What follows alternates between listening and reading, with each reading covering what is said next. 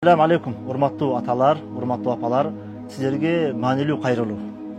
Бүгүнкү күндө балдарыбыздын колуна кымбат баалуу телефон алып берип койдук. Бирок телефондун ичинде эмне бар? Балдар эмне менен алектенип атат? Мектепте ким менен ойноп атат, ким менен сүйлөшүп атат, кандай чөйрөдө чоңоюп атат? Таптакыр ишибиз жок. Ата-энелердин бүгүнкү күндө түнү күнү ойлогон ою, гамы балдардын келечеги эмес, балким акча болуп калды да. Үй салыш керек, үйдү ремонттош керек, кредит жабыш керек. Мына ушундай бир гам менен ата-энелер алектенип атат. Мына ушул балдардын колундагы телефон балдардын аң сезимин, психологиясын ушундай бузуп койду. Балдар бүгүнкү күндө адамдын өмүрүн кыйып коюу алар үчүн бир оор маселе болбой калды. Мына Кадамжайда болгон окуя бардыгыбыздын жүрөгүбүздү кейитип турат. Бирок пайгамбарыбыз айткан, чыныгы мусулман бир чукурга кайра түшпөйт деген. Бул деген сөз туура маселеден биз кайгырып турабыз, бирок мына ошол болгон окуядан сабак алышыбыз керек да.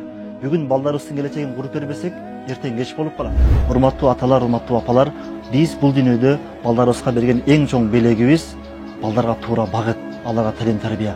Ошондуктан балдарыбызга убакыт ажыратып, алардын талим тарбиясына, алардын жүрүм турумуна, адеп аклагына сөзсүз биз салым кошуп жардам берели.